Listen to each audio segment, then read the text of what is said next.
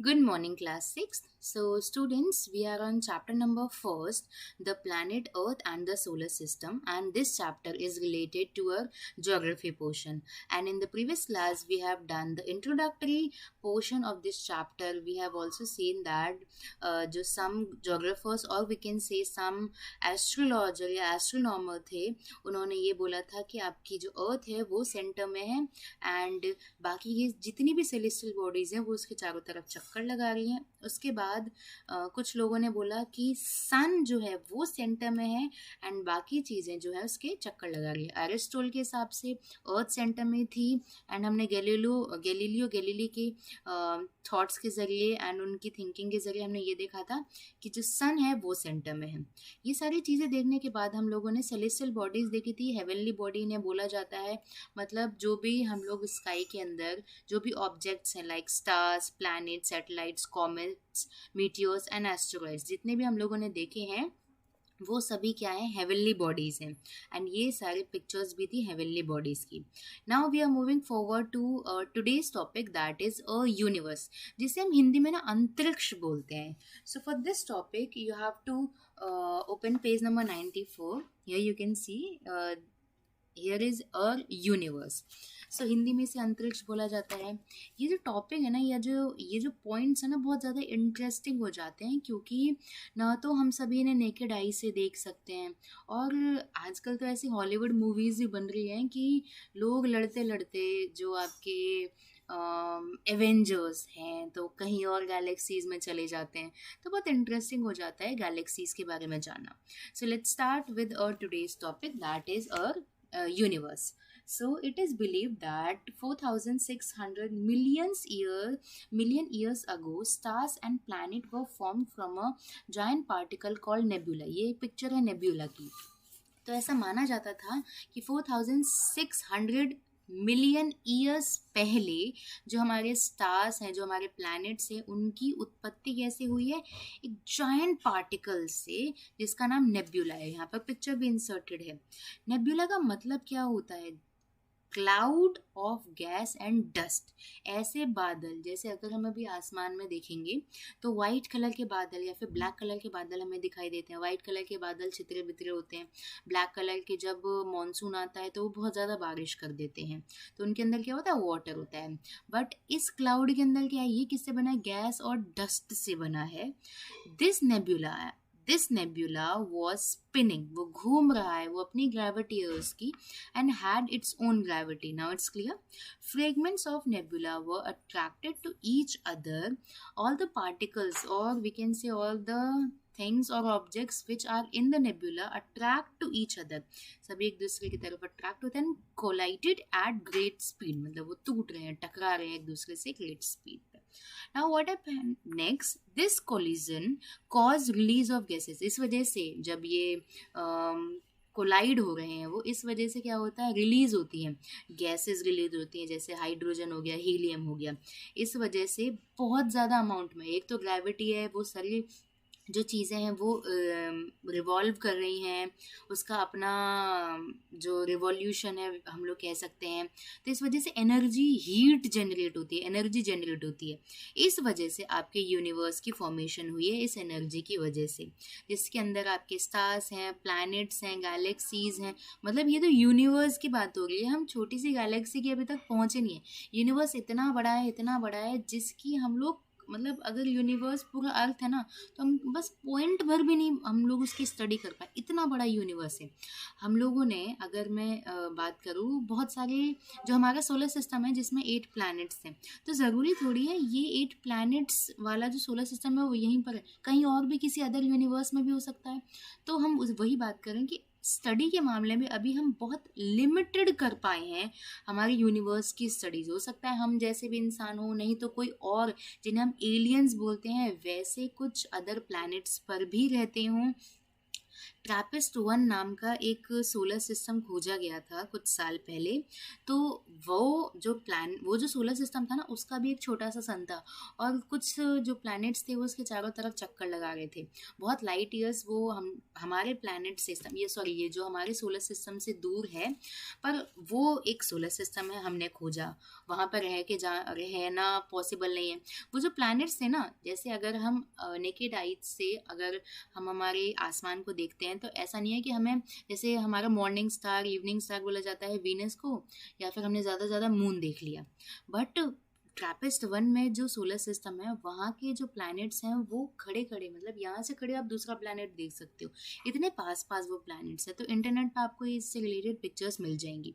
Now अब हम लोगों ने बात कर लिया था कि इसकी वजह से यूनिवर्स, अब यूनिवर्स के अंदर है क्या क्या, यूनिवर्स की ही बात हो रही है।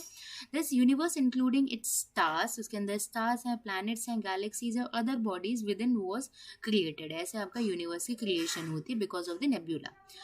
दिस एक्सप्लोजन, ये जो एक्सप्लोजन होता है, इसकी वजह से पावरफुल है explosion, some matter is still spinning away from it. इससे दूर भी कुछ सम पार्टिकल्स अभी भी घूम रहे हैं इसके आसपास में। So now let's move forward to a second topic which is galaxy. Millions of stars. अब देखो गैलेक्सी होती क्या है, बहुत सारे स्टार। ये आपको गैलेक्सी की एक पिक्चर दिखाई गई है, ये पिक्चर अलग से, एक मिनट, यस, ये है आपकी पिक्चर अलग से इंसर्टेड की गई है। नाउ अब ये आप लोग देख सकते हो, क्योंकि बैकग्राउंड भी एक तरीके से गैलेक्सी में मिक्सअप हो गया, दैट्स वाई, तो मुझे थोड़ा अलग से दिखाना पड़ा है। Millions of stars, gas and dust held together by the force of gravity. बहुत सारे स्टार्स, गैस, अभी जो हमने नेबुला वाली बात की ना, सारे मिल जाते हैं, एक दूसरे पर की तरफ अट्रैक्ट होते हैं ग्रेविटी की वजह से। मान लिया कि अभी जो ये मेरा स्पेक्स है, इसे मैं अगर नीचे गिराती हूँ, वही एप्पल वाला जो हम लोगों ने एग्जांपल देखा है, ऊपर से नीचे एप्पल गिरता है, ग्रेविटी की इन्वेंशन हो जाती है, मतलब चीज़ें अपनी तरफ खींच रही हैं, ये मतलब है।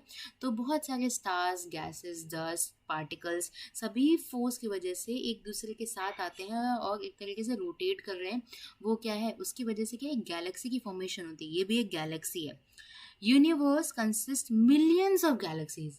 हम हमारे जो सोलर सिस्टम है ना, वो मिल्की वे गैलेक्सी में, जिसे हम आकाश गंगा भी बोलते हैं। तो क्या पूरे यूनिवर्स में एक ही गैलेक्सी है? बिल्कुल नहीं, पूरे यूनिवर्स में मिलियंस ऑफ गैलेक्सीज हैं। अभी हम इसी की तो बात कर रहे थे कि अभी तक हमने कुछ पढ़ा ही नहीं है, कुछ स्टडी ही नहीं कर पाए हम लोग यूनिवर्स की। इतना बड़ा है आपका यूनिवर्स। स्टडी करने जाएं तो बहुत सारी इंफॉर्मेशन अभी भी हम उससे अछूते हैं, मतलब हम पहुंच ही नहीं पाए इतना ज़्यादा डिटेल में। यूनिवर्स के अंदर हमें अपॉर्चुनिटीज़ मिल सकती है स्टडी करने के लिए। नाउ मिलियंस ऑफ गैलेक्सीज हैं, यूनिवर्स इज स्टिल एक्सपैंडिंग। ऐसा नहीं है बस इतना ही है तो इतना ही पढ़ लो आप, अभी भी एक्सपैंड होता जा रहा है, हम उसके बारे में पढ़ नहीं पाए हैं, इतना ज़्यादा बड़ा है। नाउ अब हम आते हैं हमारी गैलेक्सी की तरफ। Our solar system belongs to one of these galaxies. और हमारा जो सोलर सिस्टम है, जिसमें 8 प्लैनेट्स है, 1 सन है, वो भी ऐसी ही एक गैलेक्सीज में से एक है, जिसका नाम है द आकाश गंगा। नीचे पिक्चर दी गई है।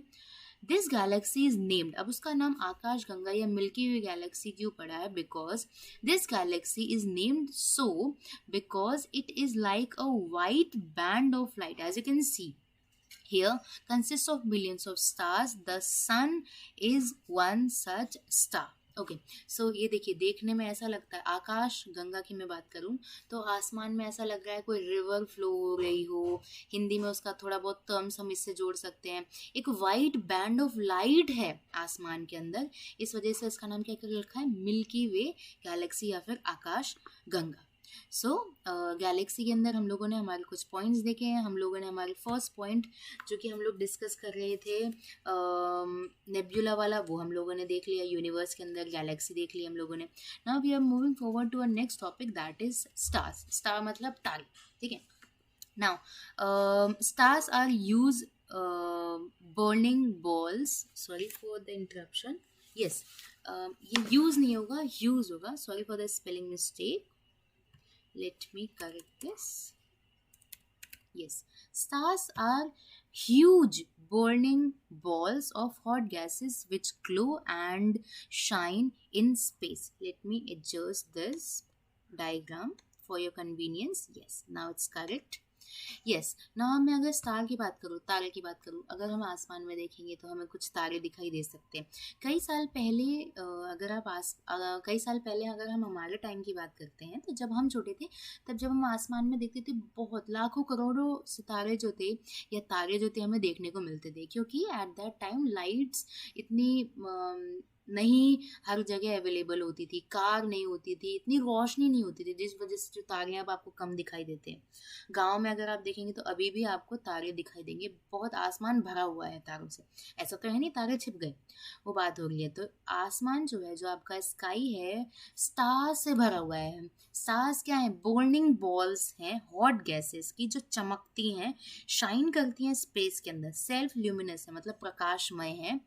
Appear tiny specs far away. अब देखिए फार अवे की बात मैं क्यों करी, हमने बोला ह्यूज बॉल्स हैं, हम यहाँ से देखें ना तो हम ऐसे गिन सकते हैं, इतने छोटे छोटे हमें दिखते हैं, पर क्या ये सच में छोटे हैं?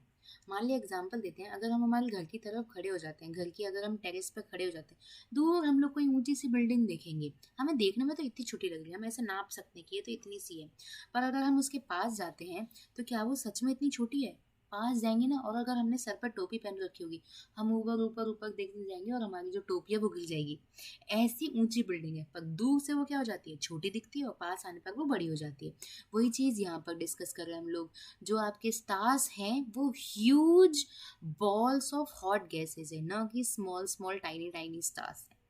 अपीयर्स टू ट्विंकल, वो चमकते हैं, टिमटिमाते हैं, तारे टिमटिमाते हैं, इस तरीके से बोला भी जाता है। Happen because light from the star has to pass through different layers of the atmosphere with varying densities. अब देखिए टिमटिम, या फिर हमें वो स्पिंकल, या फिर हम बोले ट्विंकल करते हुए, ट्विंकल ट्विंकल लिटिल स्टार वाली एक पोयम भी है। सो वो हमें ट्विंकल करते हुए क्यों दिखाई देते हैं? क्योंकि जो उनकी रोशनी है ना, वो कई फेजेस से होकर हमारे सामने आती है, कई डिफरेंट लेयर्स उसे क्रॉस करनी पड़ती है, एटमॉस्फेरिक लेयर्स क्रॉस करनी पड़ती है। बिकॉज ऑफ दैट हम उन्हें ट्विंकल करता हुआ देखते हैं।